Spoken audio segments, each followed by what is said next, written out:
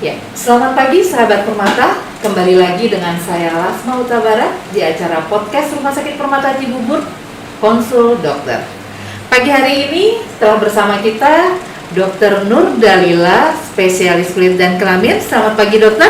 Selamat pagi Bu Lasma. Aduh, fresh banget hari ini ya dok. Terima kasih Bu Lasma juga. Ya, sahabat Permata, hari ini kita akan membahas mengenai rahasia memiliki kulit wajah sehat dan glowing. Seperti dokter yang sudah ada di depan kita, sahabat Permata, tampak glowing sekali. Saya yang masih belum glowing dok. Ya, baik sahabat Permata, kita langsung mau tanya-tanya nih dengan dokter Dalila. Saya sih biasa manggil dokter Dalila gitu ya, karena kita sebenarnya sudah lama ya dok ya. Udah hampir berapa tahun ya dok? 13 tahun 13 tahun kayaknya. kita bareng ya dok ya. Oke, dok, ini kan kita bicara mengenai kulit nih dok ya. Ya. Rahasia memiliki kulit wajah sehat dan glowing. Betul. Kita tahu nih dok, di masa pandemi seperti ini kita selalu pakai masker gitu ya, kemana-mana. Belum lagi perawatan kulit kita jadinya berkurang nih dok. Iya. Nah, masalah yang sering terjadi itu ya dok, kan biasanya kulit kita yang kayak saya nih cenderung kulitnya berminyak gitu kan, atau misalnya jerawatan. Nah itu bagaimana dok cara kita menghadapi dengan kondisi seperti saat ini agar kulit kita tuh jadi tetap seger gitu, sehat gitu dok? Sebenarnya nggak susah ya, itu kan cuma membantu kita sebenarnya harus melakukan suatu skincare rutin aja. Jadi minimal satu pembersihan wajah yang baik ya. Pembersihan wajah yang baik tentu saja dengan melihat tipe kulit kita. Nah jadi tipe kulitnya harus disesuaikan dulu. Kalau memang sudah tipenya berminyak, jelas kan pastinya menggunakan yang khusus untuk kulit berminyak begitu ya. Lalu kemudian kalau misalnya tipe kulit kering, pastinya ada problem lainnya. Jadi wajib menggunakan pelembab khusus yang memang banyak kandungan moisturizingnya. Nah terus kemudian kalau untuk yang pembersihan sudah, skincare rutin berikutnya adalah penggunaan night cream yang baik ya. Night creamnya itu yang minimal ada efek eksfoliasi secara rutin, karena kita tahu setiap 28 hari sekali kulit kita itu pasti akan butuh di ada renewing ya, kayak diperbaharui seperti itu. Nah proses pembaharuan ini akan bisa terjadi dengan sendirinya jika kita konsumsinya juga bagus, konsumsi air, istirahat cukup. Tapi kalau misalnya kita sudah susah di situnya, nggak bener tuh, kurang tidur misalnya ya, atau ya itu mah udah pasti akhirnya akan kurang baik untuk tipe kulitnya itu jadi kurang sehat begitu. Nah jadi makanya kita butuh krim yang sifatnya eksfoliasi tadi gitu.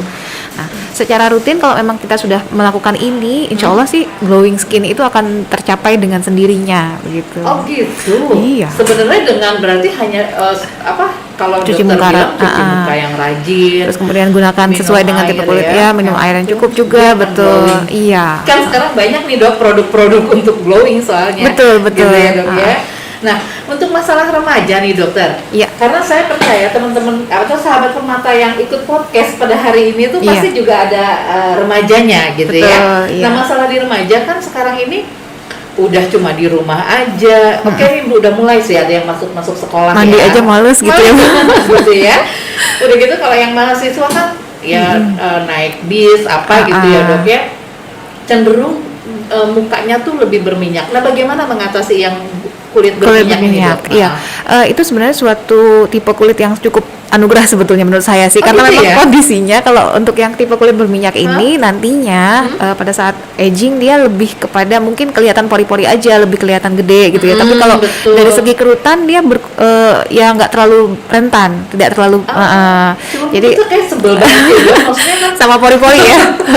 Ya tetap aja sih. Jadi memang kalau untuk yang berminyak ini cara membantu untuk menghilangkannya tentu saja satu tadi ya, kalau kita cuci muka terlalu berlebihan pastinya kulit tuh mengeluarkan ini sendiri Bu, jadi kayak mekanisme sendiri untuk mengeluarkan minyak berlebih. Nah makanya sebetulnya cuci mukanya juga nggak perlu berlebihan, cukup 2 kali sehari.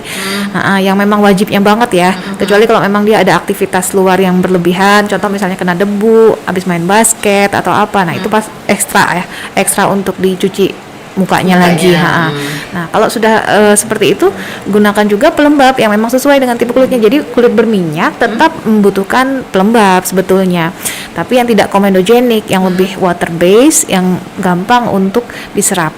begitu. Jadi dia tidak terlihat mengkilat begitu setelahnya. Oke. Ya, untuk tindakan-tindakan pasti tetap ada ya Bu ya. Ada Jadi ya. kalau misalnya untuk yang benar-benar parah sekali, oilnya banyak sekali, setiap kali kita lihat kayaknya satu tisu minyak itu habis penuh gitu ya. itu bisa kita bantu tindakannya. Biasanya sih kita pakai microbotox ya. Jadi microbotox itu adalah alat botulinum obat botulinum toksin yang dioleskan dengan pengerjaan pakai microneedling. Bisa juga disuntikan satu persatu ke seluruh wajah. Itu biasanya sih dia nanti secara keseluruhan akan berkurang kandungan minyaknya. Dan memang harus diulang secara rutin, baru nanti dia akan mendapatkan hasil akhir yang lebih baik begitu. Oh gitu. Iya. Berarti untuk jenis kulit berminyak ini Dok, Iya. Apakah ada sabun atau selain hanya cuci muka dengan air atau ada Sabun khusus tertentu pasti ada. yang untuk jenis kulit berminyak? Betul, seperti itu? ada Bu. Memang kan semua disesuaikan dengan kulitnya. Tapi kalau misalnya kita mau yang ambil gampang sih, kan takut juga ya Bu ya. Sebenarnya kalau misalnya kulitnya tidak terlalu bermasalah, kulit berminyak, tapi kondisinya juga bukan yang jerawatan, cukup pakai gentle cleanser saja, banyak tersedia. Jadi dia memang tulisannya cuma gentle cleansing tanpa ada scrub yang khusus begitu, sehingga pas abis cuci muka tuh ibu nggak ngerasa kayak kering kenceng, karena sebetulnya kalau sudah terasa kering kenceng begitu itu berarti kulit yang bagian lapisan luarnya sudah terangkat, dan itu artinya kurang baik sebetulnya. Nggak baik ya, kalau kadang-kadang berpikir kalau pengen misalnya cuci bersih, muka udah kesentuh, udah bersih nih gitu kan. Padahal sebetulnya enggak. Enggak ya? Iya, jadi gentle cleansing aja. Karena memang sebetulnya pelembab itu tetap harus dibutuhkan ya di wajah kita. Jadi kita pengennya nggak membuang si lemak yang tadinya ada dalam kondisi kita cuma membuang debunya aja, kotorannya aja. Oke. Ya, sahabat permata, saya mau mengingatkan bahwa untuk acara podcast kita pada pagi hari ini kami menyediakan 2 hadiah menarik. Benar ya Mbak Rina ya? Kita ada 2 hadiah menarik bagi para sahabat permata yang memberikan pertanyaan kepada kami. Nanti kita akan melihat di akhir sesi acara pertanyaan yang menarik ya Bu ya. Permata yang memiliki pertanyaan paling menarik itu nanti akan kita informasikan untuk hadiahnya. Jadi tolong dikirim sebanyak-banyaknya, oke ya. Baik, Dok. Jadi kalau misalnya itu oke untuk masalah jerawat ya, kulit berminyak gitu ya. Nah, kalau misalnya itu yang jerawat kecil-kecil itu loh Dok, beruntusan ya, itu tuh gimana tuh Dok? Itu biasanya apa sih gitu yang kita kategorikan beruntusan itu sebenarnya komedo kecil ya. Komedo kan kita tahu ada yang terbuka, ada yang tertutup. Nah kalau misalnya dia beruntusannya kondisinya memang ada komedo di dalamnya, itu berarti memang kita masukkan sebagai diagnosisnya jerawat Bu. Jadi pengobatannya pun seperti pengobatan pada umumnya jerawat ya. Jadi kita kasih terapi, mungkin melihat jumlahnya dulu ya. Kalau komedonya sedikit tidak perlu pakai obat minum, cukup pakai krim yang sifatnya eksfoliasi ya, dari night creamnya. Terus untuk paginya mungkin ada yang bantu untuk ngurangin minyak juga dari komposisi krim paginya. Dan kalau misalnya untuk sabun seperti yang tadi saya bilang, kalau memang ternyata dia dibutuhkan ada efek pengelupasannya, jadi kita bisa tambahkan sabun yang ada salicylic acidnya biasanya.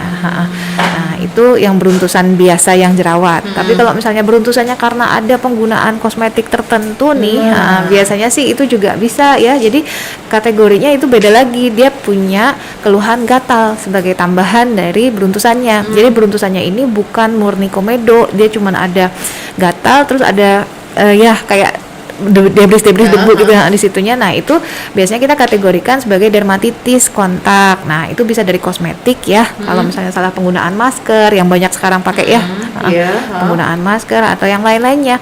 Nah yang seperti itu sih pastinya harus konsultasi dulu ya ke dokter kulit terdekat lah. Nanti sahabat permata mungkin kalau misalnya ada keluhan seperti itu jangan dibiarkan, karena sebetulnya bisa lebih parah nanti kondisinya. Nah, iya Dok, sekarang kita tahu ya Dok ya, di luaran sana banyak sekali produk-produk tentang kosmetik-kosmetik untuk glowing. Nah, biasa anak-anak remaja nih, karena dia tuh ngelihat di TV mungkin gitu ya, atau di sosmed gitu. Oh dia pakai itu kok langsung kinclong, dia pakai itu kok langsung kinclong. Nyoba-nyoba ya Bu ya. Dia nyoba-nyoba, itu sebenarnya boleh nggak sih Dok? Atau ada triknya nggak kalau misalnya ya udah pakai beli ini tapi harus bagaimana dulu gitu? kita sesuaikan sih sebetulnya dengan tipe kulitnya. Jadi kalau memang ada kebutuhan khusus untuk menggunakan masker yang memang karena kondisinya kulitnya kering, ya berarti kita pakainya yang ada kandungan hyaluronic acid-nya. Jadi hyaluronic acid, itu biasanya sih HA kita sebutnya. Si HA Nanti ini kalau di produk itu kita lihat ada aja HA-nya, biasanya gitu boleh ya? dikasih buat yang ada kulit kering begitu ya. Oke, Tapi kalau dia problemnya akne sih menurut saya ini tidak kurang tepat ya. Kurang tepat untuk penggunaan si masker-masker ini karena sebetulnya dari segi bantu untuk ngilangin jerawat enggak. Kemungkinan menutup pori-porinya juga sebenarnya masih ada resiko, malah takutnya justru ada memperparah begitu loh Ibu. Ya. Jadi menurut saya kalau untuk yang sudah ada problem jerawat, masker-masker seperti itu sebaiknya dihindari ya. Jadi tidak perlu, karena sebetulnya tidak ada target yang bisa dicapai hanya dengan menggunakan masker tadi gitu. Atau mungkin sebaiknya konsultasi dulu kepada yang kompeten. Nah, untuk Dokter Dalila ini, sahabat Permata boleh mengetahui bahwa beliau berpraktek di Rumah Sakit Permata Cibubur.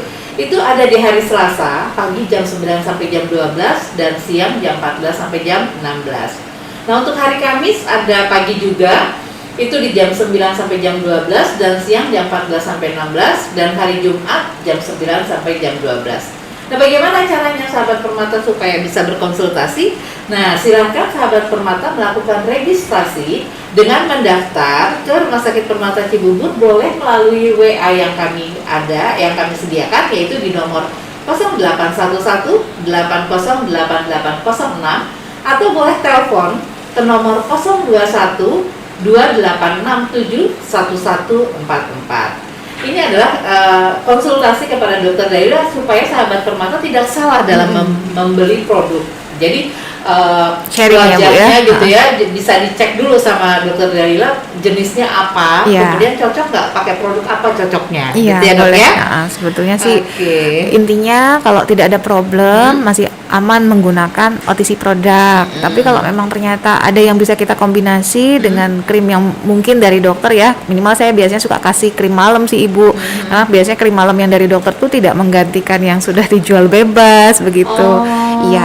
Jadi memang sebetulnya sih menurut saya nanti ada lihat dulu kondisinya, kondisi kulitnya. Kalau memang ternyata dia nggak ada masalah kulitnya, ya mungkin bisa langsung pakai yang ada terjual bebas gitu ya.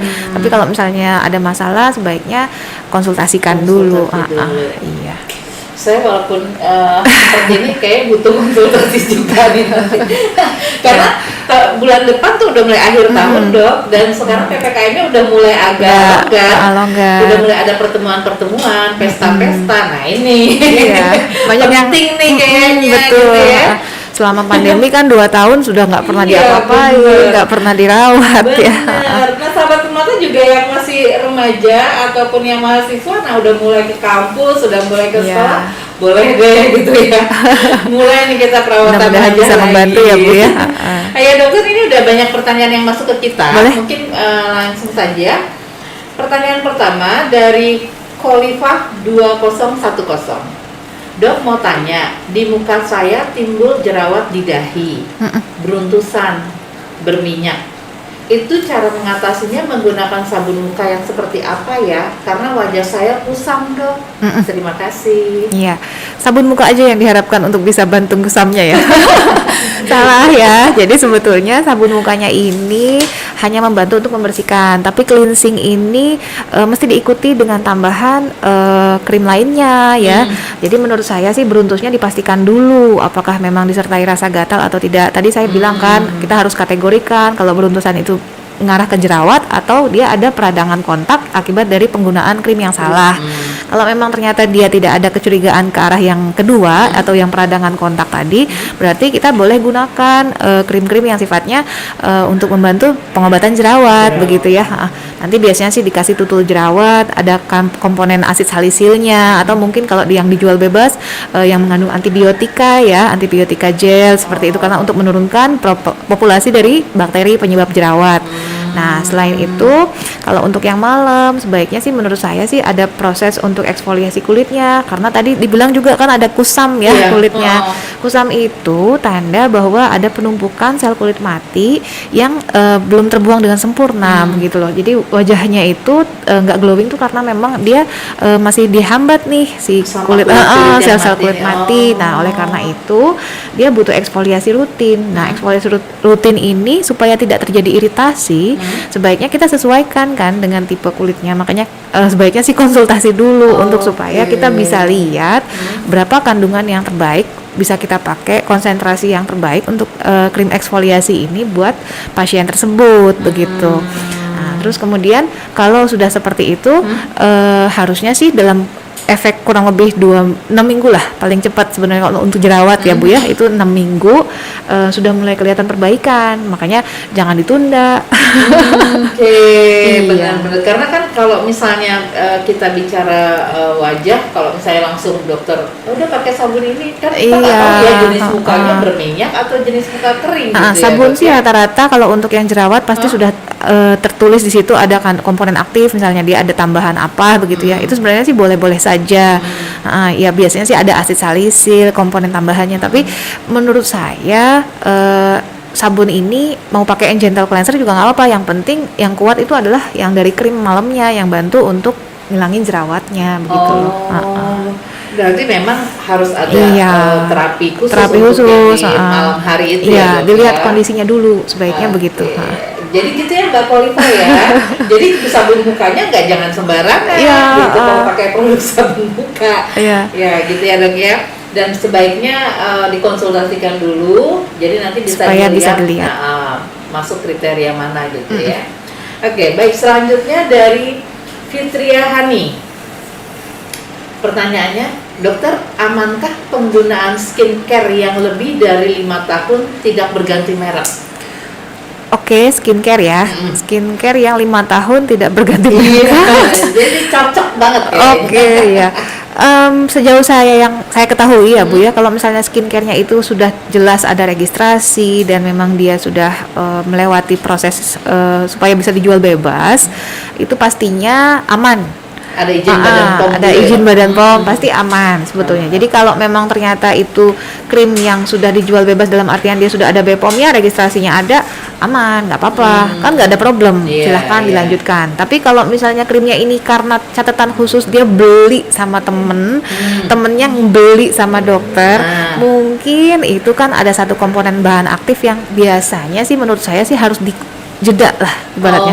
Yang dijeda itu maksudnya dikasih waktu supaya kulit itu bisa istirahat. Karena kalau misalnya terlalu lama digunakan biasanya dia suka kayak jenuh gitu kulitnya.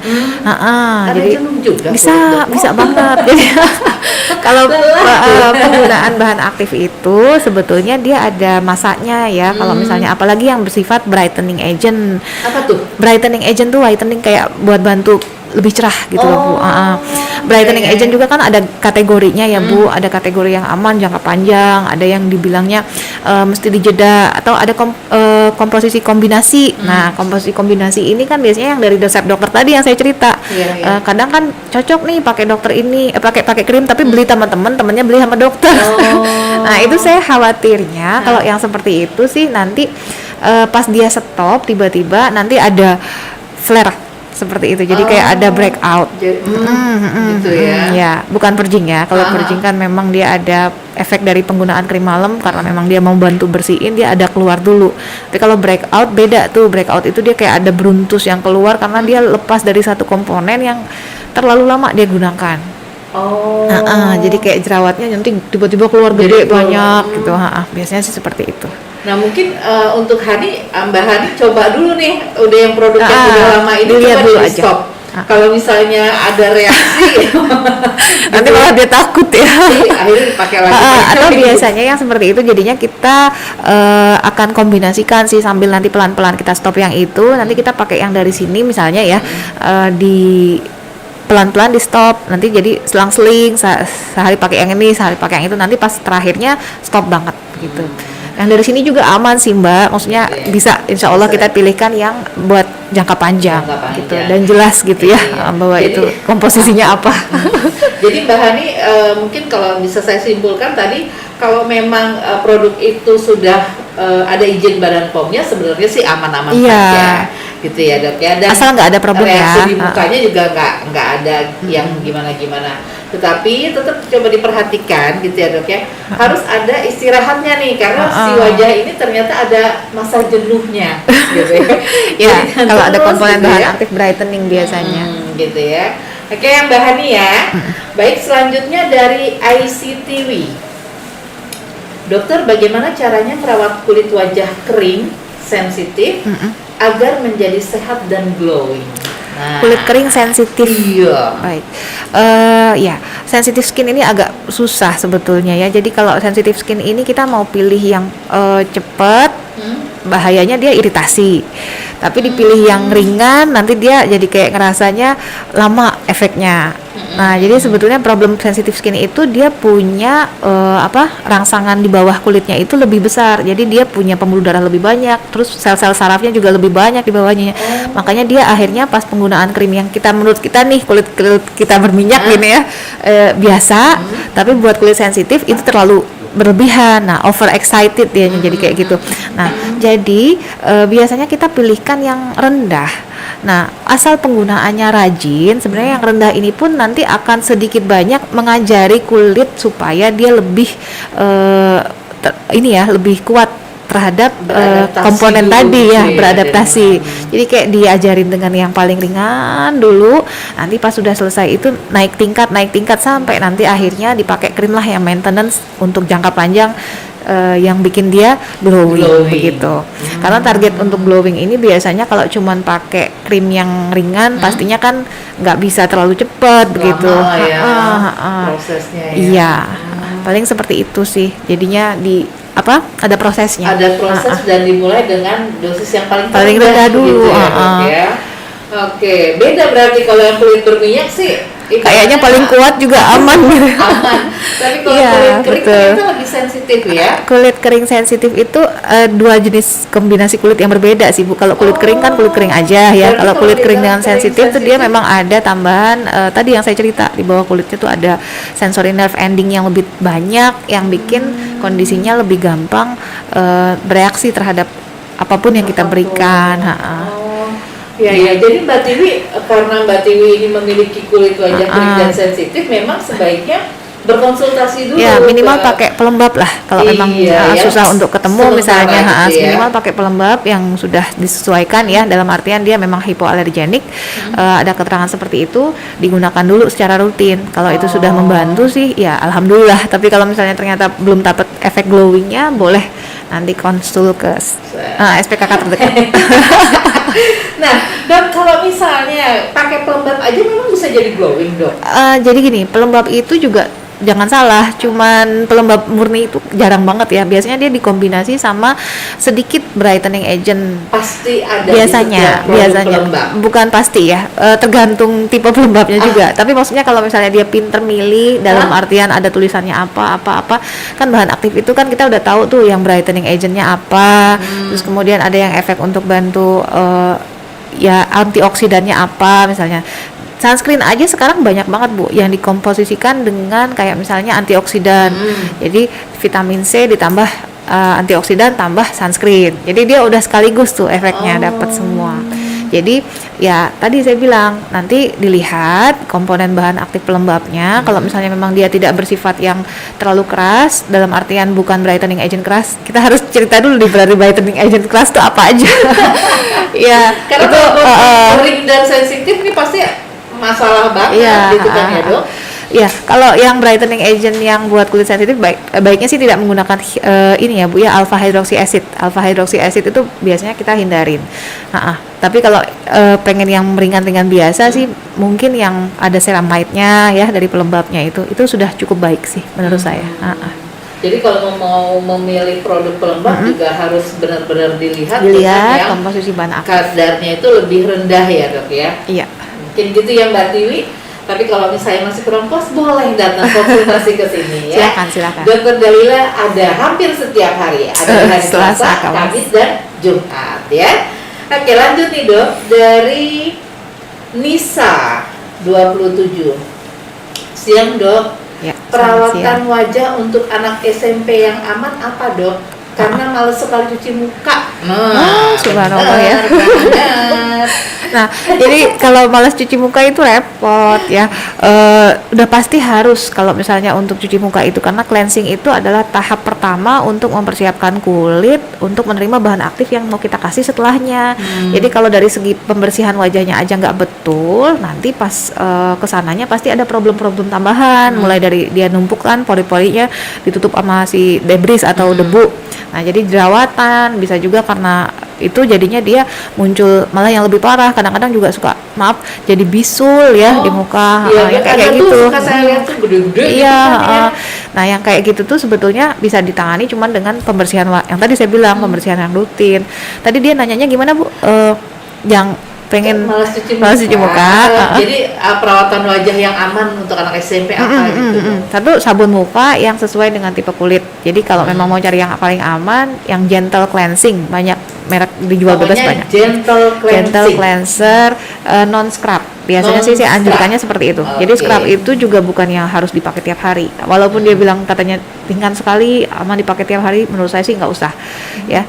Terus kemudian kalau untuk yang tidak ada problem, silahkan gunakan perlindungan aja, perlindungan kulit. Modelnya kayak sunscreen ya, sunscreen yang biasanya paling ringan tuh buat anak-anak tuh carilah yang water base ya, water base banyak lah. Merek yang dijual bebas, saya nggak bisa sebutkan merek di sini ya. Karena kita di endorse Dok ya. Jadi boleh gunakan tadi sabun muka, harus punya ya, nggak boleh enggak. Yang kedua, dia boleh pakai sunscreen untuk perlindungan, karena walaupun dia online school itu kan paparan juga sebenarnya cahaya tampak tuh ada ya, sinar cahaya tampak itu juga ngaruh untuk peradangan-peradangan yang mungkin terjadi. Mau itu jadinya nanti ke arah peradangan-peradangan jerawat, atau dia bisa juga nanti pas sudah gedenya malah jadi ada flek pigmentasi seperti itu. Nah, jadi tetap harus pakai sunscreen walaupun indoor. Walaupun dia di rumah saja. Ya, untuk malamnya kalau dia nggak ada problem, silahkan gunakan krim yang sifatnya pelembab biasa. Bingung nih pelembabnya mau gimana Dok? Udah pakai aja kalau memang ternyata dia nggak ada problem ya. Ini bukan catatan ada jerawat ya. Boleh pakai pelembab bayi punya, yang modelnya kayak krim bayi begitu, yang buat dipakai ke seluruh muka. Itu minimal sih yang seperti itu kalau dia tidak ada problem ya.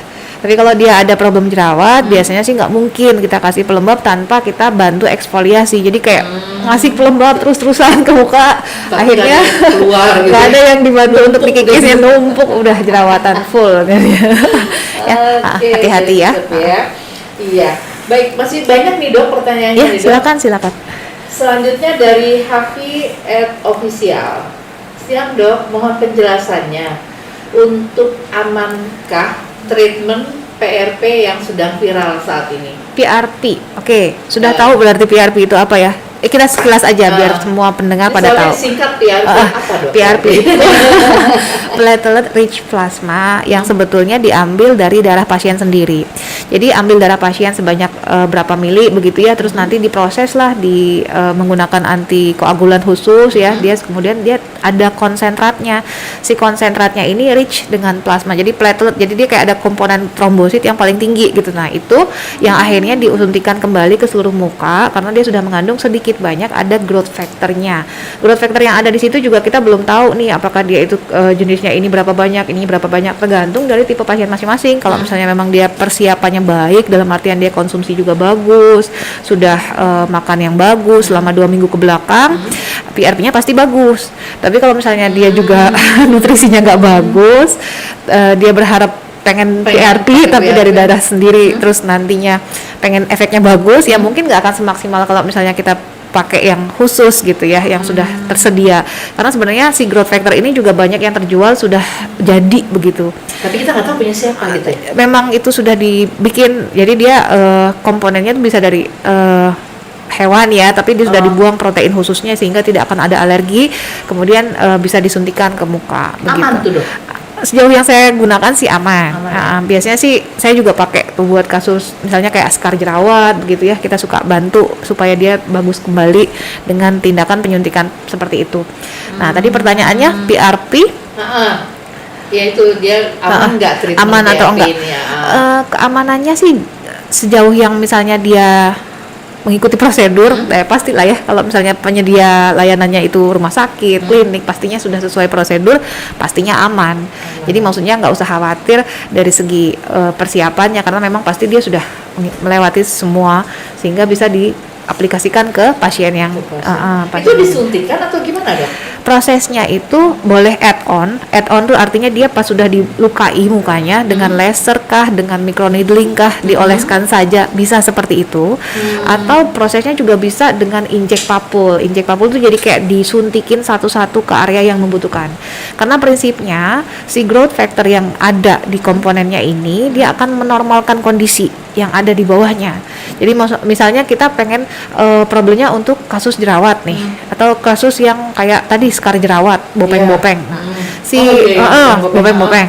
Terus dibantu sama si PRP ini, dia akan membantu untuk ngangkat naikin si yang lubang itu. Ya, karena dia punya salah satu dari growth factor yang jenisnya bisa membantu kolagenisasi di bawah kulitnya. Terus kemudian kalau problemnya juga pengen untuk rejuv aja nih, nggak ada problem khusus, pakai PRP cuman buat rejuvenasi atau permajaan, itu juga bisa. Oh, bisa. Jadi dia bisa bantu untuk fine wrinkle ya, halus, menghilangkan wrinkle halus, atau bisa juga untuk pori-pori ya. Jadi jangan salah, kadang-kadang ada beberapa yang pengen PRP tapi akhirnya dapat efeknya juga sampai bersih, pori-porinya nggak kelihatan gitu. Nah, iya dok, itu kan efeknya berarti kalau efeknya ke wajah, intinya jadi bikin cantik ya? Pastinya, rejuvenasi itu kan remajaan. Kita remajanya gimana? Ya kita pengen mempertahankan itu sampai usia kita masih udah bertambah, pengen tetap muda kan gitu. Jadi peremajaan itu berarti secara tidak langsung akan memperbaiki semua struktur kulitnya. Dan itu nggak mempengaruhi mau jenis mukanya, jenis kulitnya. Kalau lagi jerawatan banget, disuntikin PRP sebaiknya sih kita tunda dulu, karena biasanya kan harus ditangani dulu tuh, terapi dulu untuk jerawatnya. Tapi kalau misalnya dia sudah teratasi, tinggal bekas bopeng-bopengnya aja, memang sudah layak, bisa dilakukan tindakan. Aman kok, nggak apa-apa, boleh. Asal penyedianya juga sesuai ya, maksudnya yang memang bukan abal-abal takutnya. Mbak Hafi ini nanya dok, dokter sudah melayani itu belum? Oh gitu.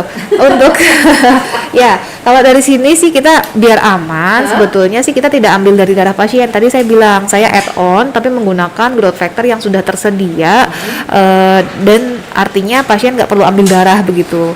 Jadi dia bisa dioleskan obat tersebut atau yang memang growth factornya ada tadi, karena saya dari segi keamanan saya sudah jelas tahu bahwa ini oke gitu. Terus saya juga nggak perlu persiapkan pasien 2 minggu sebelumnya supaya nggak perlu begini. Nah itu buat saya lebih aman. Jadi kita bisa berikan itu di sini. Iya. Tenang Mbak Hafi, berarti bisa nih. Bisa. Gitu ya? Atau kalau pengen yang dari darah sendiri ya mungkin nanti kedepannya kita bisa bantu untuk sediakan, ya. Tergantung kasusnya. Tapi sementara saat ini sih kalau nggak pakai darah sendiri itu sudah ada. Sebenarnya bisa, ya sudah ada yang memang sudah ada kandungan komposisi yang sama, bahkan mungkin menurut saya sih lebih stabil dibandingkan kalau misalnya menggunakan darah sendiri begitu. Gitu, tidak saya temuin ada alergi, nggak pernah ya, alhamdulillah belum pernah. Berarti bisa ya. Nanti kembali lagi kita tinggal konfirmasi saja ya ke bagian pendaftaran Rumah Sakit Permata Cibubur ya.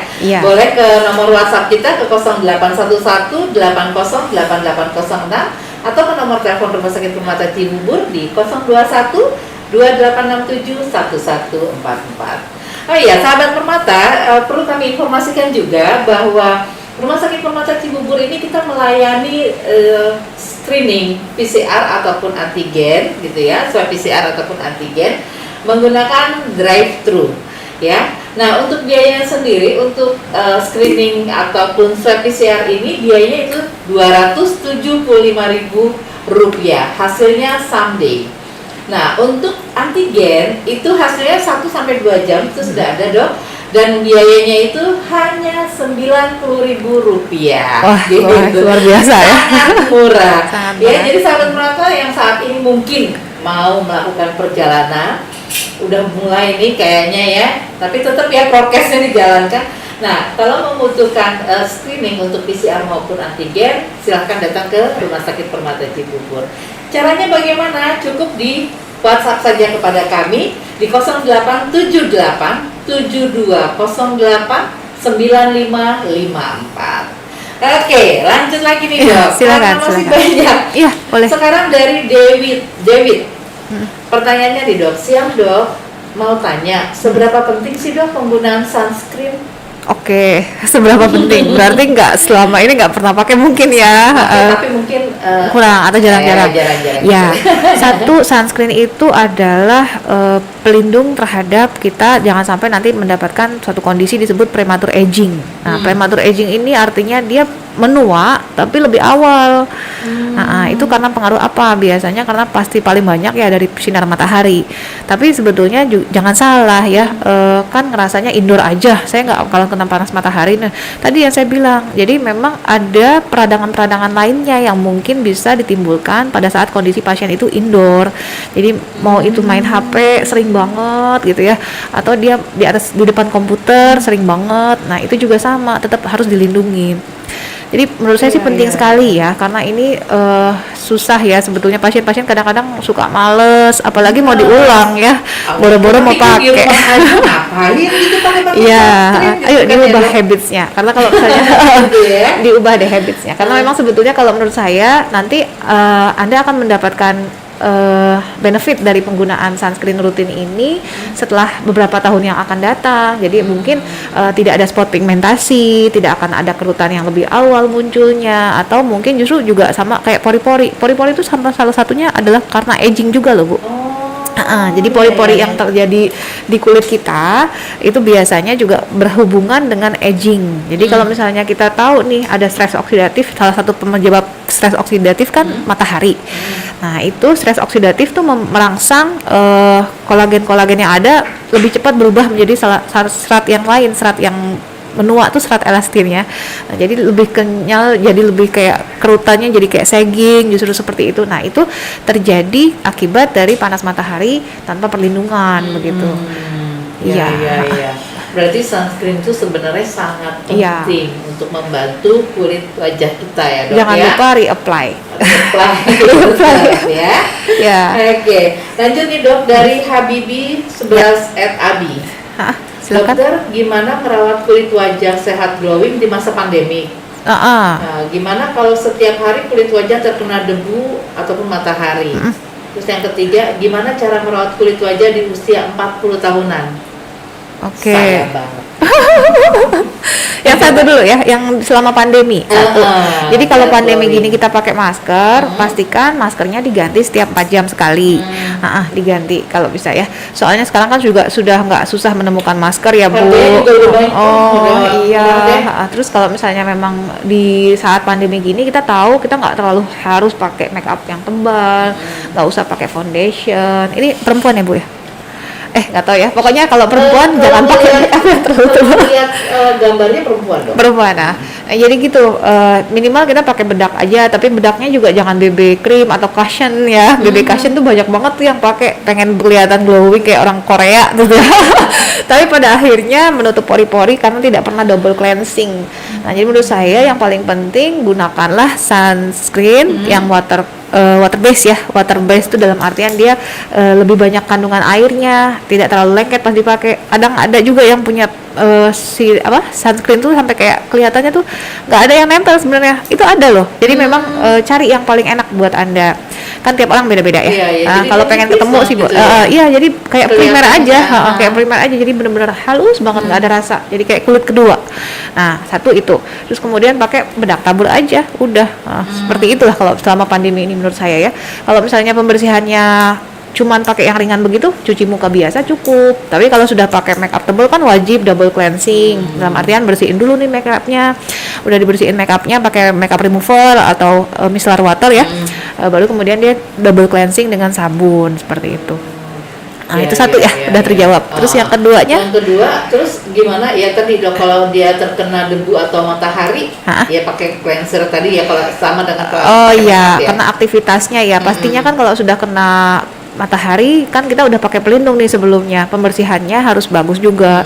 Jadi diekstrakan kalau memang ternyata dia ada aktivitas luar, diekstrakan untuk pembersihan wajah minimal sebelum mengaplikasikan ulang sunscreennya. Jadi pada saat berada di outdoor, sunscreen itu melindungi rata-rata cuma 2 jam setelahnya. Jadi berarti harus pakai diulang, lagi, ya? reapply. Jadi Iya, kalau iya, misalnya iya. mau reapply gimana dok? Banyak yang bingung mau cuci muka nggak bisa. Oh, Ini kan benar, lagi di benar. jalan begitu ya. Minimal menggunakan air ya untuk wipes, sedikitnya ada dirt atau debu yang nempel.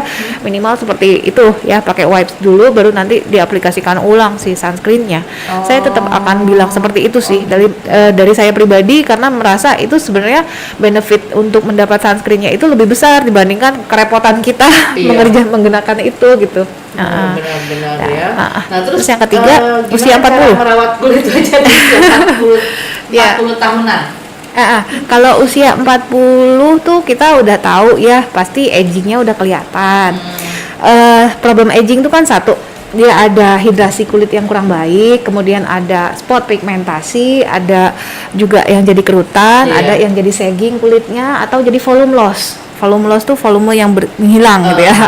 Nah, kalau dia dari segi semua 5 ini tidak ditemukan, berarti sudah gunakan saja skincare Anda secara rutin, minimal sunscreen. Tapi kalau sudah ada problem 5 ini, ya wajib ketemu dulu ke dokter supaya kita koreksi mana Iya. yang memang butuh dikoreksi. Betul, Ya, jadi ada yang takut Bu biasanya. Saya sudah saya kan takut nih Dok kalau disuntik-suntik terus nantinya balik lagi nggak jadi lebih jelek gitu.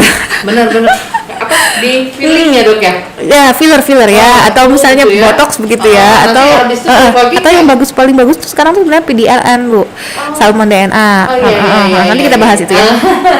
Tapi sebetulnya sih menurut saya sesudah kita lakukan tindakan itu, kondisi yang tadinya udah di sini bukan jadi balik ke belakang banget, justru dia bakal kondisinya lebih baik bahkan dibandingkan dengan yang sebelumnya.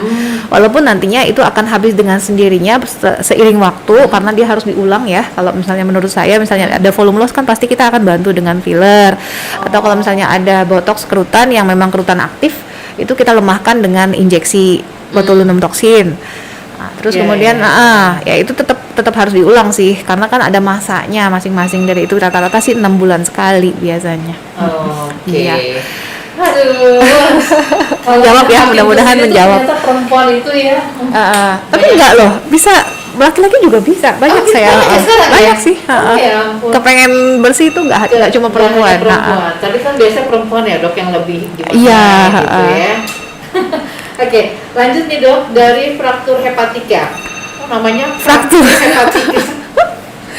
Oke, dok, Iya. apakah penggunaan kosmetik yang dibilang bisa bikin kulit glowing sampai mengkilap seperti di iklan-iklan sosmed atau influencer itu aman untuk dipakai?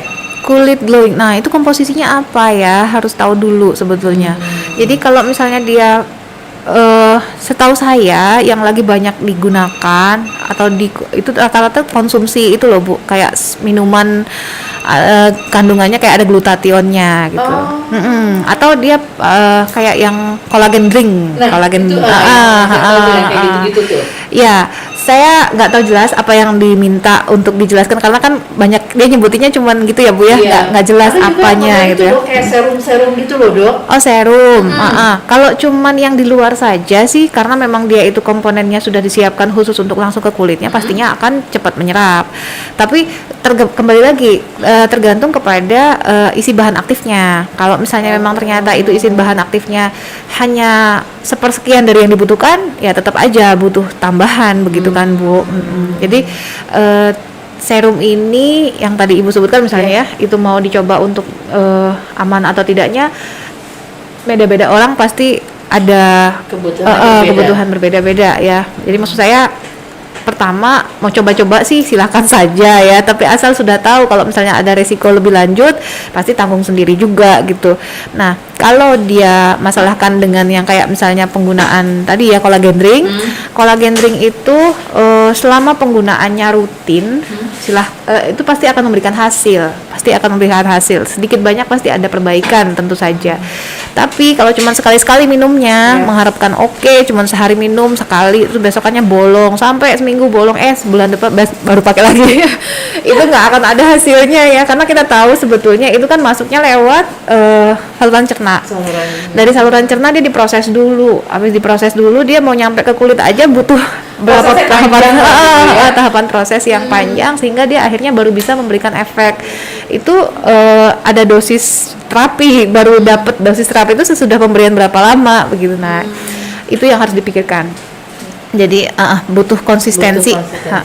Saya jadi mau nanya nih dok, kadang-kadang kan kita suka lihat ya kalau kita ada aktivitas di luar rumah tuh suka pakai kayak spray gitu loh dok, yang air iya. Nah itu sebenarnya aman nggak sih gitu? Itu kandungannya sebenarnya lebih banyak kepada cairan fisiologis sih Bu. Amannya sih pasti aman. Nah, betul itu aman. Banyak yang pakai itu pertama mungkin karena untuk sifat penyegaran saja. Tapi kalau dari segi dia mau bantu untuk problem kulit pastinya tidak ya. Jadi dia kalau memang masalahnya cuma pengen penyegaran aja pakai itu sih bagus. Ada juga yang memang sudah ada komponen aktif sedikit komponen aktif, tapi kan nggak mungkin banyak ya di dalam situ ya. Itu minimal dia memberikan efek anti radang. Jadi abis kena panas matahari berlebih kan pasti kita tahu nih ada peradangan yang terjadi. Nah pas di spray seperti itu dia ada mengurangin sedikit, pastinya akan lebih segar karena memang ada airnya gitu ya Bu ya, dan ada efek anti radang yang bisa muncul dari setelah penggunaan itu gitu. Boleh berarti boleh ya? Iya. Oke. Dok lanjut lagi nih dok. Siang dok, bagaimana mengatasi komedo dan beruntusan berlebih untuk anak usia 8 tahun? Oke. Banyak yang mengalami ini ya Bu ya, pubertas precox lah kalau menurut saya. Anak-anak kelas 5, kelas 4 sudah jerawatan. Itu pergeseran kondisi yang saya temukan saat ini. Jadi anak usia 8 tahun yang sudah mengalami jerawat itu diterapi seperti jerawat pada umumnya. Cuman pada saat misalnya kita membutuhkan terapi antibiotik minum yang akhirnya kita pilih untuk diberikan karena memang jumlah jerawatnya banyak, pastinya saya akan kasih kita dokter SPKK akan kasih yang aman buat buat anak tersebut gitu. Karena kan kita tahu dari segi antibiotik pasti dia ada yang tidak boleh diberikan pada usia di bawah 12 tahun begitu ya Bu ya, karena ada problem mewarnai gigi lah atau lainnya. Nah, dari segi komponen itu aja sih yang akan berubahnya. Tapi dari segi misalnya dia udah jerawatan pada usia segitu, berarti satu problemnya sudah ada. Problem hormonal imbalance-nya di situ ada. Nah, jadi nanti pengobatannya sama seperti jerawat pada umumnya. Dia butuh pakai krim malam, terus kemudian dia juga butuh pakai krim pagi mungkin, sabun muka juga khusus begitu ya. Atau kalau misalnya udah parah banget pasti butuh antibiotik minum ya, yang mungkin kita akan kombinasikan sesuai dengan kasusnya. Ya, itu suka saya temuin juga sekarang. Makanya kaget katanya, udah umur segini, dulu saya nggak segini loh pakai.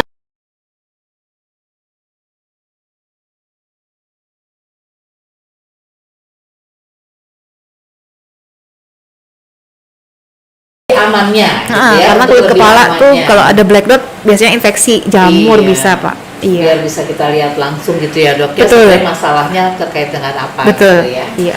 Oke, dan biar ketemu sama dokternya. Iya boleh. Biar makin kenal. Oke lanjut. Dari Zafira 2010. Dok, boleh minta pencerahan? Iya, Kayaknya silakan. kurang cerah. Nanti dicerahkan. Kenapa bila kita dan kembali kusam? Apa ketergantungan ya dok? Makanya saya takut perawatan. Gitu. Gimana dok? Nah, gini ya. Sebetulnya kan kalau krim dari dokter, saya tadi sebutkan pastinya untuk awal dia punya target terapi. Target terapi itu bisa dicapai dalam berapa bulan, itu kan makanya kita pakai komposisi bahan juga mungkin lebih kuat di awal. Pada saat dia sudah mencapai target terapi, kita biasanya akan ganti ke yang maintenance. Nah, untuk yang maintenance ini setelah dia stop, harusnya sih nggak ada problem ya, setahu saya. Kecuali dia tidak konsultasi rutin, sehingga pada saat dia masih pakai itu adalah komposisi yang pertama nih, yang memang bantu, yang dalam kondisi masih kuat begitu ya. Sehingga pas dia dilepas banget itu akhirnya dia tidak ada penyesuaian dulu supaya dia bisa balik ke kondisi rutin begitu. Itu satu. Tapi kalau masalah krim dokter bikin ketergantungan itu salah ya, karena kan kalau menurut saya semua yang bersifat pemeliharaan, baik itu kita pelihara gigi juga, misalnya kita pelihara kondisi kulit lainnya lah, itu juga wajib kan mandi, masa nggak pakai sabun, muka masa nggak pakai pelembab gitu kan, itu kan sudah lumrah kita gunakan. Jadi menurut saya sih diubah cara pikirnya ya, karena memang sebetulnya kenapa kita berbeda dengan di luar gitu ya. Kalau yang di luar kan memang dia lebih berani dalam menjual OTC produk yang aman gitu, yang bisa dipakai, dan itu komposisi bahan aktifnya cukup tinggi loh menurut saya. Jadi memang kadang-kadang yang di problem di luar negeri itu dia udah nggak ada masalah yang seperti kita ini ngerasa kulit kusam atau apa. Tapi kalau di sini kan memang kita butuh yang komposisi bahan aktif tinggi tadi, tapi butuhnya ke dokter begitu. Nah, makanya pada akhirnya kan kita butuh berikan seperti itu dulu, nanti kita baru sampai di target terapi, baru nanti kita pakai yang maintenance, baru diturunkan gitu ya dok ya. Jadi sebaiknya memang kalau pengobatan tuh jangan setengah-setengah, maksudnya harus pengobatan udah gitu. Ya kadang males kontrol, pengennya kopi resep aja lah, nggak gitu caranya, mesti dilihat dulu kondisinya. Benar. Kadang-kadang ngantri dong. Sayang banget kalau misalnya udah sampai bagus terus nanti nggak dilanjutin kan, sayang sebetulnya. Nyambung nih dok, masih dari yang Zafira. Dokter di luar sana kan banyak nih klinik-klinik kecantikan. Apakah aman ya dok? Karena kan yang setahunya ibu ini karena bukan dokter spesialis yang treatment. Apakah ada tips memilih tempat perawatan? Di rumah sakit Permata Cibubur udah paling aman karena dokter spesialis langsung yang pegang. Ini sebetulnya begini ya Bu ya, di sini kan di Indonesia belum ada batasan khusus sebatas mana dokter umum boleh mengerjakan masalah estetika. Jadi banyak sekali dokter umum yang sudah menjalani kursus khusus gitu ya, baik di dalam negeri maupun di luar negeri. Kursusnya itu mungkin nggak selama kita ya, dokter kulit kan rata-rata butuh waktu sekitar 4 tahun lah, paling 3 tahun, paling 3,5 tahun paling cepat untuk menjalani masa-masa mengerti kulit itu sendiri begitu. Nah, sedangkan kalau misalnya yang dari umum terus langsung loncat ke kursus begitu, paling rata-rata mungkin ada yang cuma sebulan, ada yang mungkin cuma berapa hari, kan kita nggak tahu ya. Nah, saya nggak bisa bilang bahwa ini aman atau tidak, karena sebetulnya kembali lagi semua itu lebih kepada pengalamannya ya. Jadi kalau misalnya memang ternyata cocok begitu dengan yang memang digunakan begitu ya, mungkin bisa seperti itu, karena memang sejalan dengan waktu pastinya kan sudah lebih experience begitu ya. Tapi setahu saya nantinya sih akan lebih aman kalau kita pilih krim itu sesuaikan dengan tipe kulit masing-masing. Jadi yang saya tahu sih setahu saya ya, itu semua kalau misalnya yang dari klinik, maaf mungkin nggak ini itu klinik ABC ya satu krim gitu ya dipakai buat bersama, tanpa melihat kondisi apakah ini membutuhkan yang seperti ini atau yang lain tuh ada problem apa tambahannya begitu. Nah jadi maksudnya satu krim pukul rata, takutnya seperti itu sih, takutnya seperti itu. Tapi sebetulnya ya itu kembali lagi tidak bisa kita tentukan ya mana yang boleh, mana yang enggak, tergantung. Sebaiknya kita datang ke dokter yang tepat, gitu ya, yang memang yang sudah mempunyai kualitasnya jelas, kompetensinya jelas. Jadi memang kalau sebaiknya sih ke dokter kulit dan kelamin. Karena di Indonesia belum ada tubuh membatasi, dokter umum nggak boleh, belum ada. Jadi makanya banyak memang. Jadi saya mengerti sih problem ibu ini. Jadi kita hanya mengimbau saja, gitu ya, datang ke yang tepat, gitu ya Bu, biar nggak salah. Oke, waktu kita tinggal sedikit lagi, tapi pertanyaan masih banyak dong. Nanti kita lanjutkan ini mungkin ya. Ini ada, mohon maaf sahabat Permata kalau nanti mungkin ada beberapa pertanyaan yang tidak bisa kami bacakan saat ini. Tapi tenang saja, tetap akan dijawab nanti sama dokter. Nanti saya bantu. Boleh satu pertanyaan lagi ya Mas ya? Dari Nii Kanai. Oke. Siang dokter. Selamat siang. Seberapa efektifnya penggunaan masker alami? Misalnya dari buah. Dari buah terus dipakai gitu kali gitu dok. Oke, seberapa efektif? Iya. Kalau menurut saya sih itu banyak resiko. Pertama, banyak resiko banyak ya? resiko. Banyak resiko iritasi bisa terjadi dari situ. Jadi kayak yang kemarin tuh misalnya saya nemuin saya pakai jeruk nipis dok buat di tempat jerawat, kok cepet kayaknya keringnya gitu. Lidah buaya gitu. Ya, aduh luar biasa ya. Percobaannya begitu ya, tapi kok ke muka gitu kan, padahal ini kan bahaya. Jadi menurut saya sih resikonya lebih besar. Memang ada beberapa bahan aktif yang misalnya dari yang bahan tradisional gitu yang sudah diproses berapa konsentrasinya sehingga dia bisa disediakan dalam bentuk krim yang sudah dijual sesuai dengan registrasi tadi ya. Kalau misalnya kita pakai yang langsung begitu, saya khawatir justru jumlahnya nggak sesuai target, intinya juga nggak sesuai terus, atau malah justru nggak ada efek apa-apa gitu. Jadi menurut saya sih kalau memang ternyata bisa, carilah misalnya pengen hobinya dengan bahan aktif yang tradisional misalnya ya, pengennya bengkoang. Carinya berarti yang memang sudah diregistrasi oleh BPOM yang memang khusus untuk diaplikasikan di wajah.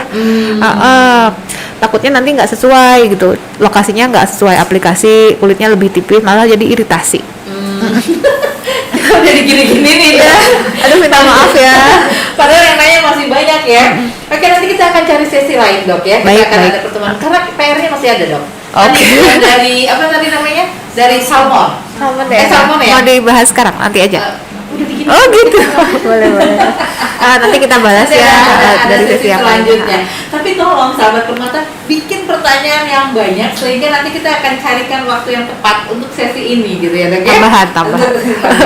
Oke dok, ini karena udah di akhir acara, kita mau mengumumkan 2 penanya yang paling baik dok. Ya. Ini tuh kan sampai ada beberapa nih dok yang saya. Ya alhamdulillah ya, banyak peminatnya. Ini dari yang awal juga dokter boleh memilih 2. Yang mana saja? Kayaknya yang ini bagus ya. Oke. Terus yang satu lagi dok? Sorry, mana? Maaf.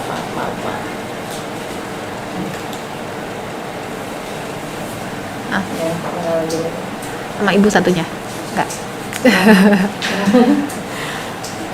Bagusan tuh udah. Udah ada 6.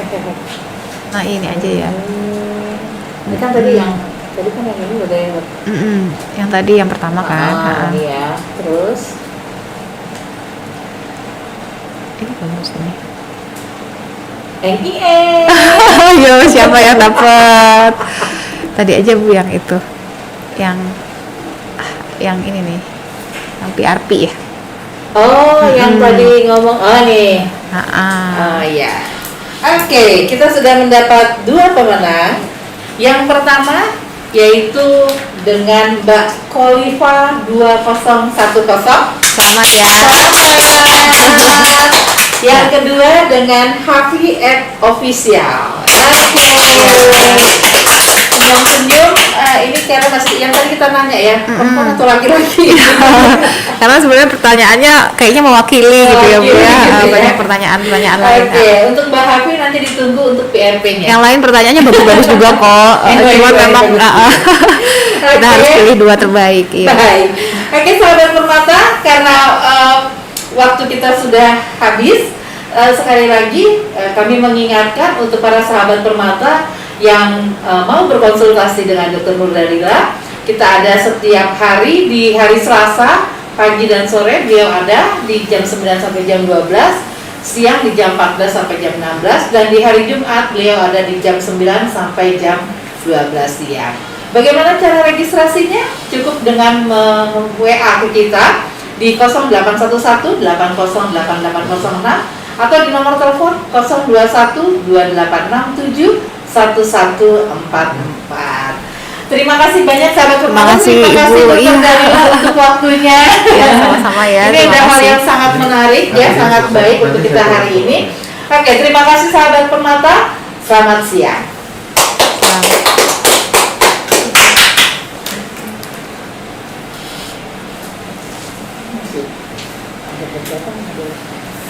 Ada yang perlu dijawab sekarang? Atau Ibu forward nanti saya WhatsAppin.